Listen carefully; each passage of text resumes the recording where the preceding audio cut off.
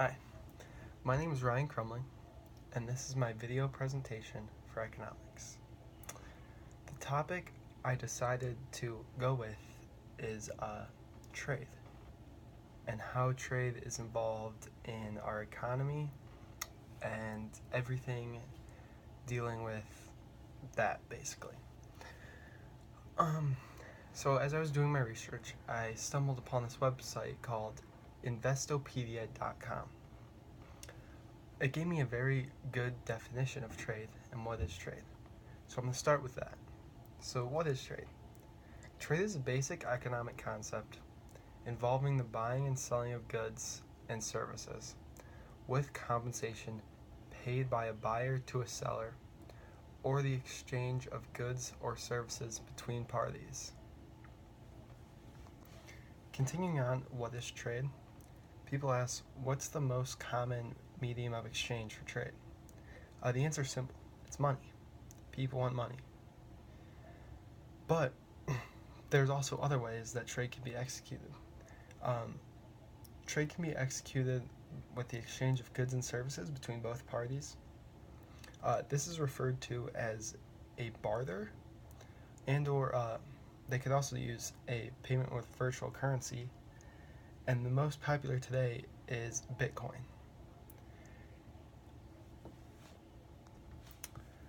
Breaking down trade, it's quite simple. Trade refers to transactions ranging from very simple things to very complex things, like simple things like trading baseball cards with your friends, or trading Matchbox cards with your friends, or Pokemon cards. Everything like that. Besides the simple things, there are plenty of complex trades that happen between countries, not just countries, but people as well.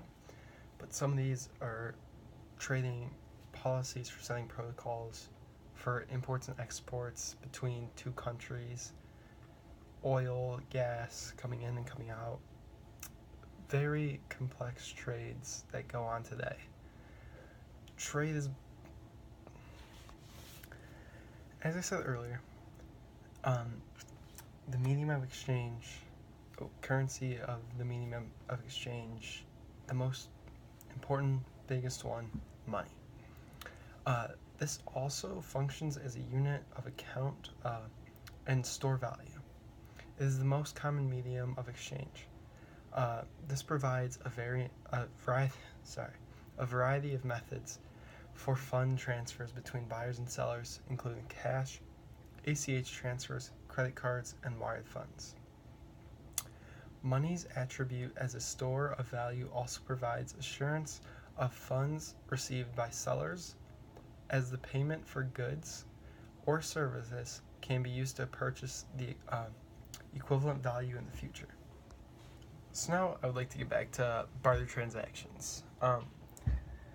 Barter transactions are cashless trades that involve exchange of goods and services between two parties and/or multiple parties, and these are referred to as barter transactions. Barter is often associated with primitive or undeveloped societies. These transactions are also used by large corporations along with individuals as well, with means of gaining goods in exchange for a service. For example, in the early 70s, Pepsi Company set up a barter agreement with the Russian government to trade cola syrup for vodka. In 1990, the deal was expanded to $3 billion and included 10 Russian-built ships with Pepsi Company leased or sold in the years following that agreement. Now I'm going to speak about the newest medium of exchange in this market today. This wasn't around way back then, and is becoming very, very popular today, and that is virtual currency. Virtual currencies do not expose holders to foreign exchange risks. provide a nominee between trading partners if desired, and it avoids the often significant processing fee of credit cards.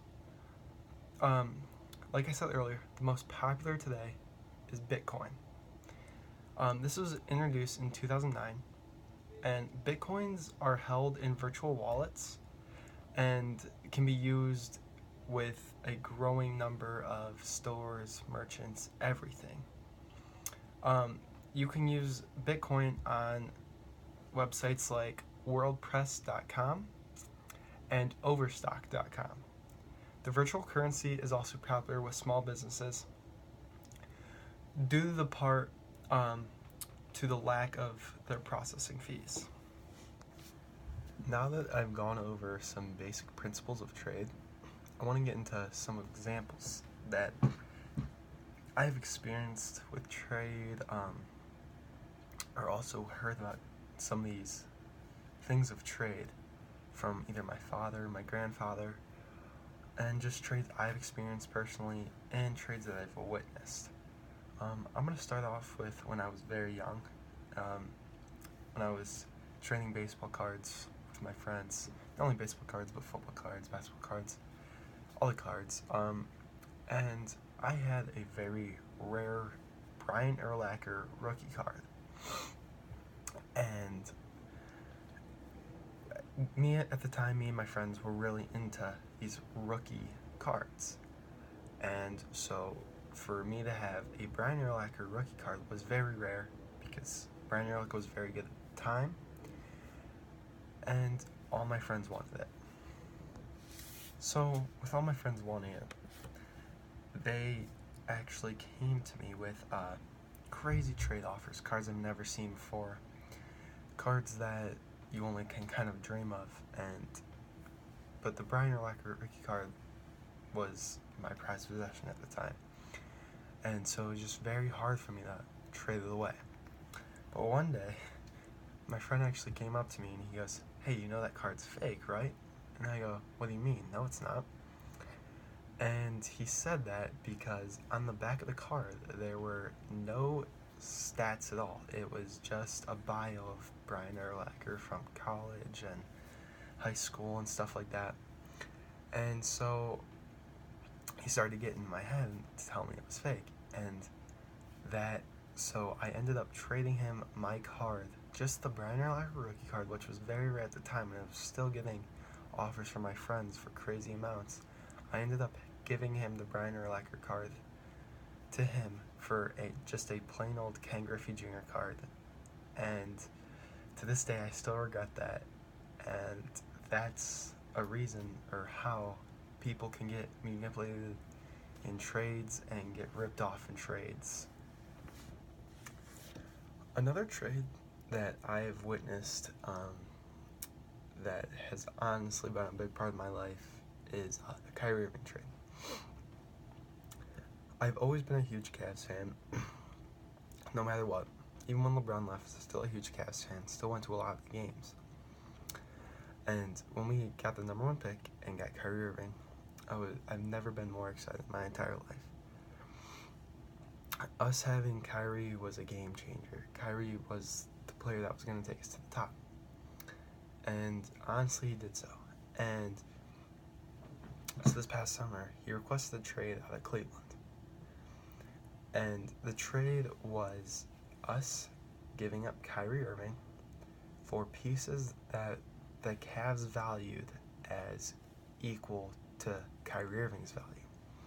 They fielded offers from many different teams, received offers from many different teams, and they decided that the team with the best option was the Boston Celtics.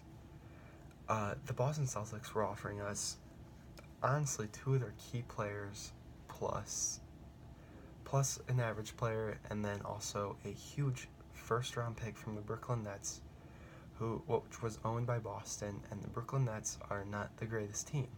So we feel that we had the best option to get us a top prospect in next year's draft by giving up Kyrie while receiving Isaiah Thomas, Jay Crowder, and Ante Zizic. The Cavs equaled the value they thought was best for Kyrie, and they took the offer, and that's been a huge trade in all of NBA, and that's just one of the multiple trades I've witnessed in my entire life. Now I'm going to speak about the USA and their imports and exports. The USA buys many more products than it sells, and according to the Bureau of Economic Analysis, the USA in March 2015, the USA imported $239.2 billion worth of goods in compared to the exports of just $187.8 billion. Fuel, especially crude oil, is still the major import for most of the U.S. states, and that includes Ohio. Ohio's top import is crude oil. But also, machinery and transportation is the second most high import in the United States. Other pockets of the country have greater need for electronics, while Wisconsin somewhat comically spends a large amount of money on sweaters. Major exports of U.S. states are, some of them can be kind of easy and just when you think about it. Maine's is lobster, while Nevada's is gold, and Michigan's is trucks, and Iowa exports a lot of corn. And of course Ohio is airplanes, and I find that funny because the Wright brothers are actually from Dayton, Ohio. So now I'm going to answer a big question, probably the most important question for all of trade. Why do countries trade? Countries trade with each other when on their own. They do not have the resources or the capacity to satisfy their own needs and wants. By developing and exploiting their domestic scarce resources, countries can produce a surplus and trade this for resources they do not have or resources they need. Clear evidence of trading over long distances dates back to at least 9,000 years. Though long-distance trade probably goes back much further, the domestication of pack animals and invention of ships. Today, international trade is the heart of the global economy and is responsible for much of the development and prosperity of the modern industrialized world today. Goods and services are likely to be imported from abroad, and for several reasons. Imports from other countries may be cheaper than they are here in the United States and or other countries, and or they're just better quality than what we have here. They may also be more easily available or just simply more appealing than locally produced goods. In instance, no local alternative exists, so we need to go out and get those resources. And importing is just essential to our economy. Today, this is highlighted in the case of Japan, which has no oil reserves of its own. Yet it's the world's fourth largest consumer of oil and must import all it requires. There are many disadvantages and advantages of trade. I'm going to start with the advantages. The exploration of a country's comparative advantage. So essentially, them focusing on producing one type of product, so they can produce it more effectively and efficiently, and this will make the lowest opportunity cost. Also, producing a narrow range of goods and services for domestic and export market for economies of scale. Also, trade increases competition and lowers world prices. And trade also breaks down monopolies. And also transfer of technology between countries, because it increases competition and encourages innovation. And trade will also likely increase employment. There are some disadvantages as well. One of them is trade can lead to overspecialization. So workers are at a risk of losing their jobs, and should world demand fall, or when the good for domestic consumption can be produced more cheaply abroad, people will then lose their jobs. Also, certain industries do not have the chance to grow because they face competition from more established foreign firms. Also, local producers who may supply a unique product tailored to meet the needs of domestic market may suffer because cheaper imports could possibly destroy their market. So that is my speech on how trade affects our economy and just overall trade. I hope you enjoyed. Thank you.